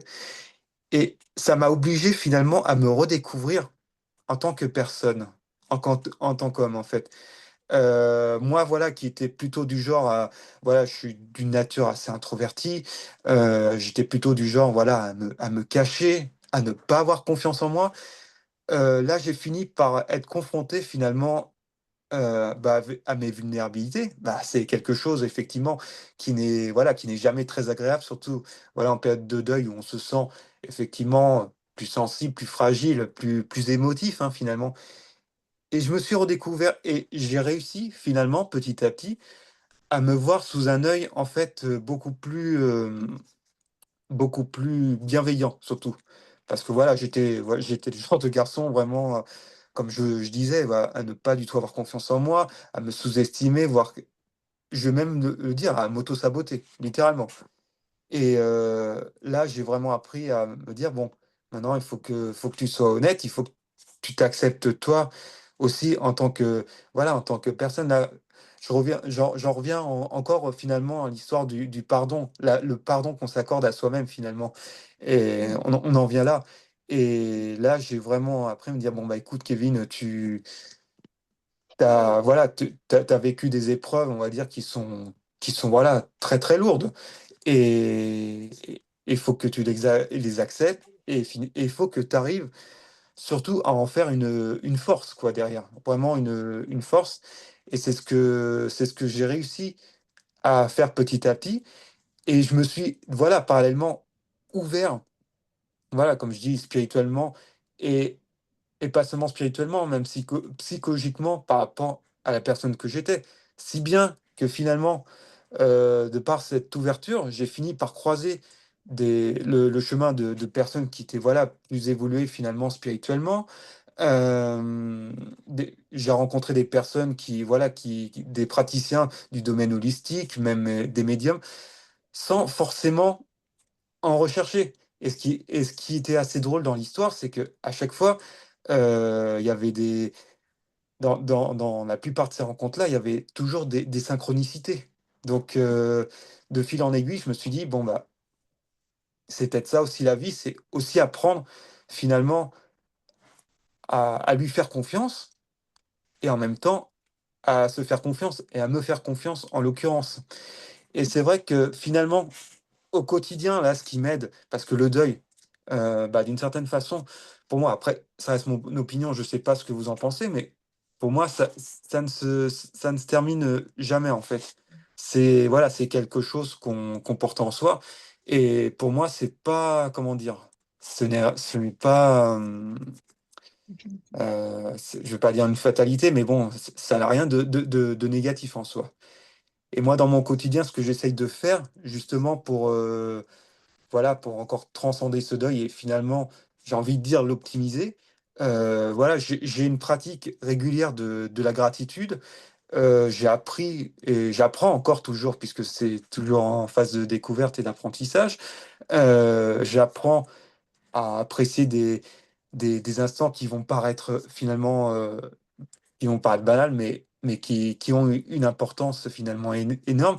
J'ai voilà de la reconnaissance pour toute chose, pour, ce qu'on m'apporte, pour, voilà, c'est une pratique de la gratitude, voilà, que j'ai pérennisée. J'essaye aussi de veiller, dans la mesure du possible, bien évidemment, à toujours, voilà, à m'ancrer dans l'instant présent et à faire en sorte effectivement que le mental divague le moins possible, parce que c'est évidemment, c'est compliqué, voilà, d'éradiquer le fait qu'il aille parfois un peu trop souvent dans le passé, dans ce passé-là ou dans l'angoisse du futur. Non, j'essaie vraiment de faire en sorte de pouvoir vraiment me recentrer à l'instant présent, justement, pour être encore plus en phase avec ce que je ressens, avec mes sentiments et avec ce que je vis. Et j'essaye aussi de mettre, voilà, en application, je pense que vous les connaissez très bien, les accords Toltec. Bon, bah, pour ceux qui nous écoutent, c'est notamment, voilà, avoir une parole impeccable dans la mesure du possible, ne pas faire, comment dire? Ne pas en faire une affaire personnelle, voilà, de certaines situations, de certaines choses de la vie. Éviter de faire des suppositions et toujours de faire de son mieux. Voilà, j'essaye ce sont pour moi, voilà, des piliers que j'essaye d'appliquer dans ma vie, que ce soit dans ma vie professionnelle ou dans ma vie personnelle et en tout cas,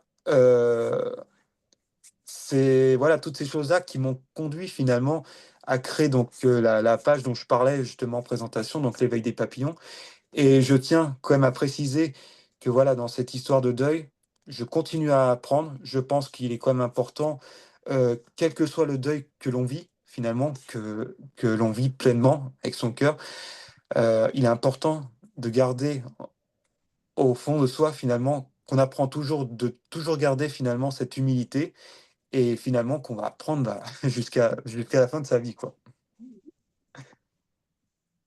Merci Kevin. Ton témoignage est juste magnifique. Merci à vous. Ouais, merci Kevin, merci. Merci beaucoup. Et Kevin, je vais me permettre, hein, c'est quelqu'un que j'ai rencontré il y a 2 ans à Denonville et c'est un être d'une gentillesse et d'une bienveillance et très humble et très, très sincère dans qui il est. Et vraiment, je te remercie pour ça, Kevin. Je te remercie également, Véronique. Et c'est pareil, je te retourne tous ces compliments. J'ai eu la chance de te rencontrer aussi. Ça a été une très belle rencontre, je tiens à le préciser. Merci. Voilà, j'ai Ouais, l'impression qu'on est au César de quelque chose, mais non, C'est ça. franchement, voilà, c'est important de le dire aussi, hein. Tout à fait, oui. tout à fait. Tout à fait.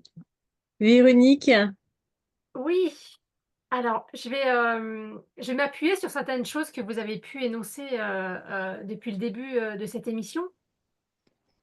En fait, quand on perd quelqu'un, et qu'on n'est pas au courant de ce qui se passe après, c'est le vide intergalactique. Quand on perd quelqu'un et qu'on est médium, c'est le vide intergalactique. Voilà, même si on sait qu'il y a quelque chose derrière, il y a quand même ce manque qui est là et il y a quand même cette tristesse qui est là et toutes ces étapes, hein, dont tu parlais, hein, Laurence aussi, hein. Que ce soit pour un être cher ou que ce soit pour un gardien ou une gardienne à 4 pattes ou à 2 pattes ou que ce soit aussi pour un bébé qui est pas arrivé parce que j'ai connu ça moi aussi. Hem Et en fait, ce qui se passe, c'est que, dans ma pratique médiumnique, j'ai vraiment c'est un honneur et une chance de pouvoir être à leur service et de pouvoir transmettre les messages. C'est vraiment, vraiment une grande chance. J'ai souvent des animaux qui viennent aussi, Béné, et ça aide beaucoup, beaucoup les gardiens, ça les aide énormément. Heu, Quant aux personnes qui ont perdu des êtres chers, parfois on se dit: «Oh là là, il faut attendre un certain temps avant qu'ils viennent, avant qu'on puisse échanger avec, les êtres chers qui sont partis». J'ai une certaine expérience maintenant et j'ai expérimenté moi avec une personne de ma famille qui est décédée et il est venu 10 jours après son décès. J'ai fait un contact médiumnique à une dame dont la maman était pas encore enterrée. Souvent on dit: «Il faut les laisser, évoluer», en fait, le défunt, il a pas besoin qu'on le laisse évoluer, c'est le consultant qui a besoin de temps. C'est le consultant qui doit être prêt émotionnellement à recevoir une consultation. En tout cas, ce n'est que mon avis. Ce n'est que mon Mmh. avis. Il y a autant d'avis qu'il y a de médiums ou de personnes sur terre. Moi, je ne vous parle que de l'expérience j'ai pu vivre et que je continue à vivre. Et donc, dans ce processus-là, souvent les personnes on va ressentir nos défunts, plus proches au tout début de leur départ, en fait. Mmh. On peut avoir des odeurs, on peut avoir, des sensations, des petits frissons, et effectivement, parfois, ils sont plus présents au tout début de leur départ.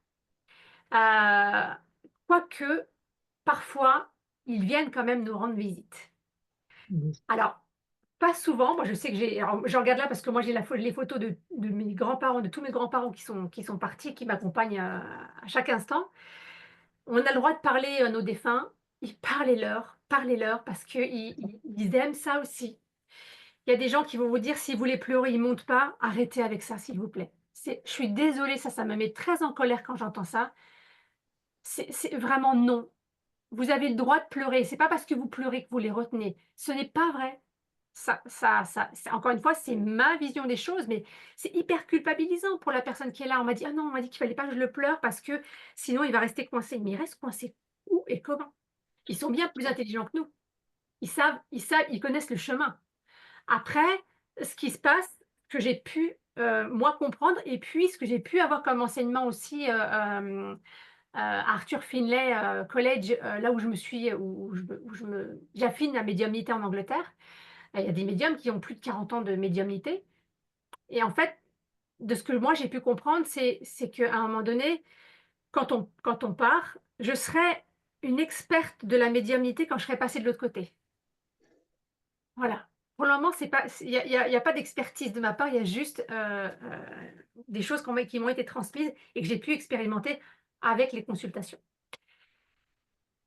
Quand une personne décède, alors déjà, moi j'appelle pas ça une entité.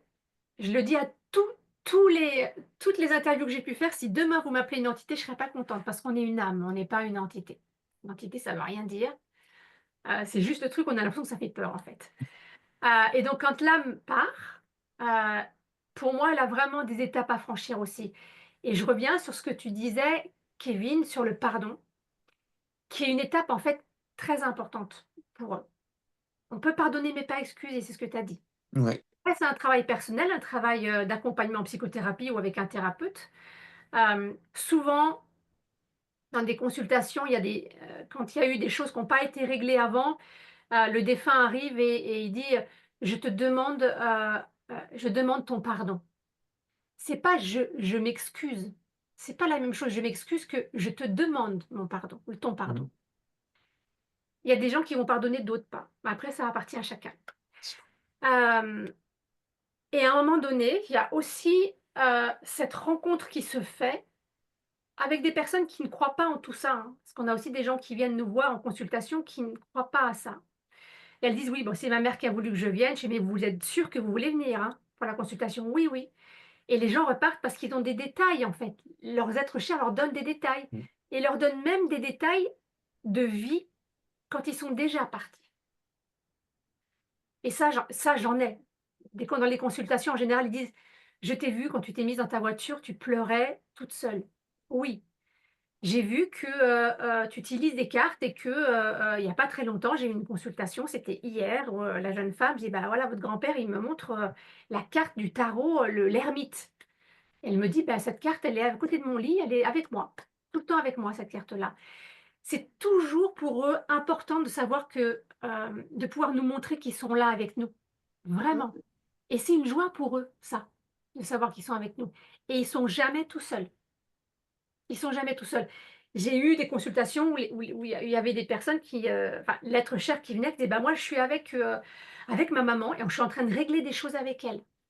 On n'a plus de problème. Les problèmes familiaux sont réglés». C'est fabuleux, enfin, c'est beau, c'est beau. Et ils sont aussi dans l'accompagnement après. Ils sont aussi dans notre accompagnement sur terre, sur des choses dont on a, quand on a des doutes, ils vont parfois vous dire: «Bah, là, tu es sur le bon chemin», mais pas que tu es sur le bon chemin parce que c'est trop généraliste. Mmh. Ah, une chose qui est importante aussi, c'est de bien comprendre que, quand on souhaite avoir un contact médiumnique, c'est exactement comme quand avant on avait des téléphones à la maison, des téléphones avec un fil. Et quand on appelait, bah, quand on était sortis, on ne répondait pas au téléphone. On ne pouvait pas, ce n'était pas un téléphone portable. Bah, pour là-haut, c'est la même chose en fait. Ils ont pas de téléphone portable. Donc si un être cher se présente pas, c'est pas parce qu'il vous aime pas, c'est pas parce qu'il vous a oublié, c'est qu'il a certainement d'autres choses à faire en fait et qu'il n'est pas disponible pour le moment. Et on peut pas obliger un défunt à venir. Ça, faut vraiment l'entendre parce que dans les consultations, je me suis aperçue qu'il y avait de plus en plus de personnes qui étaient hyper exigeantes dans les consultations et qui commençaient à faire de la consommation de Mmh. consultations. Là où il faut être vigilant aussi, c'est les personnes qui sont, en quête incessante d'aller voir un médium pour avoir encore des informations, parce que ça n'aide pas au deuil, en fait. Ça n'aide pas. C'est la difficulté. Le deuil, la grosse douleur, c'est quoi? C'est la séparation, c'est un scratch, crac. Ouais.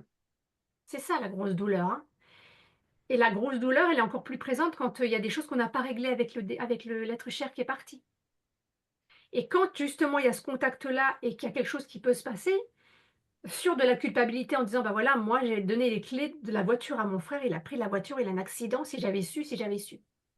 Et quand le frère arrive et qui lui dit, alors que moi je connais rien de l'histoire, hein, cette jeune femme me l'a pas dit avant, et que son frère arrive et qui lui dit: «Écoute, c'est pas de ta faute, ça devait être comme ça, c'est pas parce que tu m'as donné les clés que je suis partie». Ça change toute la vie des gens, toute la vie des gens. C'est-à-dire qu'à un moment donné, cette chape de plomb, elle tombe, il y a plus.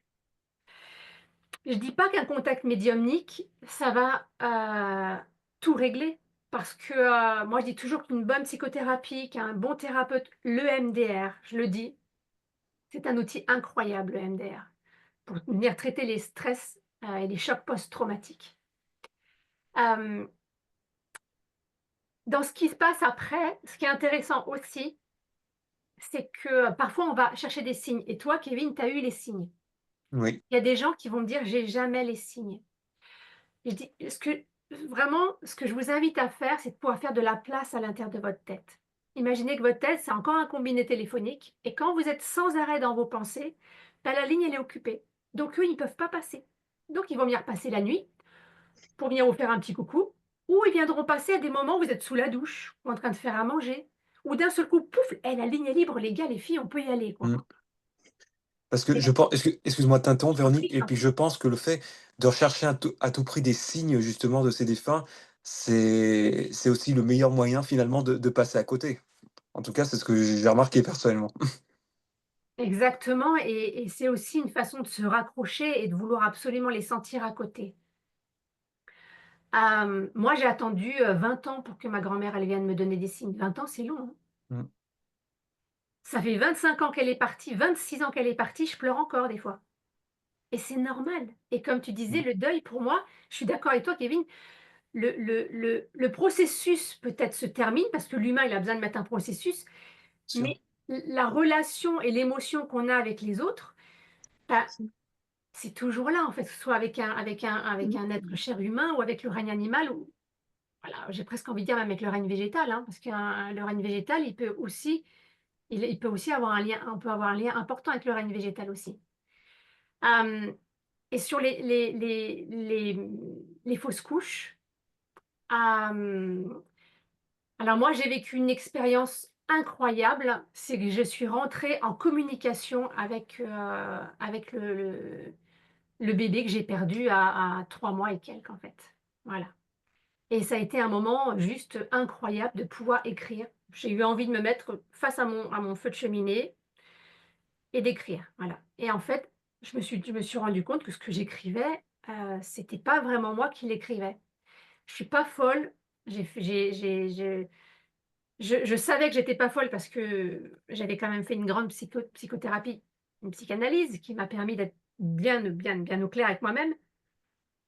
Et puis j'ai rencontré du monde et puis à cette époque-là, j'étais pas du tout dans la médiumnité, mais je lisais des choses et j'ai compris qu'à ce moment-là, OK, bah, elle est venue me donner un signe et lorsque j'étais avec certaines, amies médiums et il y a des personnes qui me connaissaient pas qui me disaient: «Ah, tu as 2 enfants avec toi?» Bah, j'ai dit: «Bah oui, ils sont là et quand j'ai besoin d'eux pour un petit coup de main là, je fais appel à eux et ils sont là» et en fait, hem, dans ce processus de deuil, faites les choses comme vous le sentez. Effectivement, vous allez avoir des gens qui vont vous donner des conseils, mais ces gens-là sont pas dans vos pompes et c'est aussi de se faire accompagner. Oui, Et je reviens sur, la médiumnité parce que c'est aussi, ma pratique professionnelle. Hem, aller consommer de la médiumnité, ça peut devenir une addiction et l'addiction, c'est vraiment pas ce qu'il y a de mieux pour pouvoir sortir et pouvoir, à un moment donné, se dire: «OK, la personne n'est plus là, mais son énergie est toujours là, son âme est toujours à mes côtés». Et ça, c'est un long processus, de développement personnel aussi.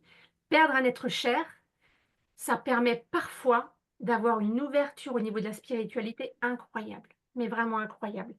Des gens qui perdent des enfants, hein, même tardivement, hein, qui peuvent avoir 10, 15, 20, 30 ans. Il y a des moments pour certaines personnes, ça va être un gouffre et pour d'autres, ça va être un éveil spirituel incroyable qui passe par cette espèce de douleur. C'est pas une espèce de qui passe par la douleur. Hem, après, comment, on a tous envie de pouvoir communiquer avec nos êtres chers à n'importe quel moment. Faites-le. Faites des rituels si vous avez envie de faire des rituels, faites-le. Hem, mettez de la musique, dansez avec eux. Faites vraiment comme vous le sentez, en fait, aussi, hein. Je reviens à ce que tu disais, Aurélie aussi et puis, Béné et Kevin et Laurence. C'est vraiment d'écouter ce qui résonne en soi, en fait, et comment on peut continuer à vivre avec eux. Parce qu'on continue à vivre avec eux. Il y a des personnes qui disent de ne pas mettre de photos des défunts. Moi, mon bureau, il en est plein, j'ai des photos, voilà, dans mon salon, c'est pas des hôtels, hein, c'est juste que, voilà, j'ai un wall of family, tac, tac, tac, hein. C'est pas le wall of fame, mais le wall of family où je mets, voilà, tous ceux qui sont là, tous ceux qui sont partis, parce que c'est la vie, ça reste, heu, la mort fait partie de la vie, on le sait. Il y a une chose qui est importante aussi, c'est que, j'ai perdu donc mon papa biologique, à partir j'étais médium et j'ai perdu mon papa biologique. Les personnes que j'ai perdues avant, ça a été difficile parce que pour moi, je ne savais pas qu'il y avait autre chose derrière. Mon père biologique et bon, j'avais pas de grands liens avec lui, mais on parle souvent. Il a été plus présent avec moi à son départ que pendant qu'il a été vivant, en fait. Et voilà, et je sais qu'il est là et qu'il m'accompagne aussi. Eh bien, en fait, je me suis aperçue d'une chose, que le vrai passeur d'âme, c'est celui qui est à côté de son être cher et qui lui dit: «Tu peux y aller, rassure-toi, tu vas être accompagné, tu vas être accueilli là-haut, tu ne seras pas tout seul». Pour moi, c'est ça un passeur d'âme, c'est ça. C'est d'être à côté et de rassurer l'être cher au moment de son passage. Et au moment quand on a quelqu'un qui est entre la vie et la mort, c'est important de ne pas avoir de discussion familiale autour de la personne. Voilà, c'est de rester dans l'amour et de ne pas régler ses comptes à ce moment-là. C'est vraiment important ça aussi, de pouvoir mettre toutes les conditions adéquates pour que la personne qui est au moment de son passage puisse partir, sereinement et de l'accompagner, même au-delà comme eux nous accompagnent ici, en fait. Quel que soit le moment du départ, en fait, et quel que soit le règne, du départ, que ce soit un règne animal, humain.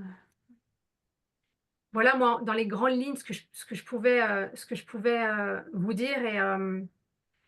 euh, continuez à leur parler. Continuez à fêter et vous verrez même qu'il y a des moments de votre vie, vous pouvez leur demander des choses aussi. Demandez-leur de vous aider. Alors moi, je l'ai fait je ne sais combien de fois et à chaque fois, ça a fonctionné. C'est un truc de fou. Et on se dit, oh là là, c'est dingue. C'est presque un peu étonnant. Je vais pas dire flippant, mais c'est joyeusement étonnant en fait. Magique. Ouais, c'est magique, c'est la magie de la vie. C'est la magie de la vie. Et la vie, elle continue bien au-delà. Et la tristesse, encore une fois, elle nous appartient. Et pour chacun, elle est différente. Et accompagner quelqu'un dans un deuil, c'est des fois juste être là et de le prendre dans les bras et ne rien dire. Le prendre dans les bras, le laisser lui dire, tu as le droit de pleurer toutes les larmes de ton corps. Je suis là pour toi. Et ne pas essayer de rassurer la personne d'une façon ou d'une autre. C'est important aussi de laisser le processus se faire en fait. Voilà. Merci Véronique. Et Moi, merci à eux. exactement. Et je voulais partager, moi j'ai ma grand-mère, quand elle est décédée au moment du Covid. Donc on n'avait pas la possibilité d'aller sur place. Seuls vraiment mes parents, mes oncles et tantes ont pu y aller. Et ma grand-mère est passée par là et elle est morte donc en mois de mars. Et j'ai eu la surprise le lendemain matin d'avoir son arôme, parce que j'avais un pied de son arôme qui était fleuri. On était Mmh. en mars. Donc Mmh. ça, c'est pas le signe. Ouais, c'est beau. C'est C'est beau. beau. Ouais. Et je te remercie de parler de ces étapes-là également, si je peux me permettre, où on n'est pas à côté. Moi, j'ai toujours voulu, alors, je la regarde parce qu'elle est là, être à côté de ma grand-mère et lui tenir la main à son départ. J'ai porté une culpabilité pendant 15 ans par rapport à ça. C'est long, 15 ans de culpabilité à se dire, je l'ai laissée toute seule, elle m'a beaucoup aidée, etc., etc., etc. Jusqu'au jour où j'ai rencontré quelqu'un qui m'a expliqué qu'en fait, c'est eux qui décidaient de partir seuls parce que c'est trop de souffrance de voir les êtres chers autour d'eux, pleurer et souffrir. Et à ce moment-là, ça m'a fait comme si j'avais été en apnée toutes ces années-là et je me dis: je reprenais mon souffle en fait. Et c'est important de le dire aussi, vos êtres chers, s'ils partent et que vous n'êtes pas là, vous n'avez pas à culpabiliser en fait. Pour eux, c'est plus facile de partir s'ils sont seuls que si vous êtes là. Et c'est aussi respecter leur rythme et leur choix en fait. Mm. Et Véronique, c'est exactement pareil pour les animaux. C'est vrai que j'ai pas pensé à le dire tout à l'heure, mais souvent, quand ils meurent tout seuls, en fait, alors qu'on est là, c'est parce que c'est leur désir, en fait. Tout à Parce fait. que effectivement, ils veulent nous protéger quelque part, ou c'est leur choix. Mhm. C'est ça, c'est leur choix. C'est c'est leur choix. Tout à fait. Merci beaucoup. Merci, merci mes chers experts, parce que pour moi, vous êtes tous des experts dans votre domaine. Et ce que je retiens, moi, de cette soirée, en fait, c'est tout l'amour, quoi qu'il en soit, que ça soit professionnel, pour nos animaux, pour nos petits non-nés, pour des parents, des relations, ou même au-delà. Enfin, ce qui nous relie tous, en fait, c'est l'amour à chaque fois qu'on a pour la personne qu'on est et pour les personnes qu'elles sont. Et ça nous oblige à, comme a dit Kevin, à être dans le pardon pour certaines choses.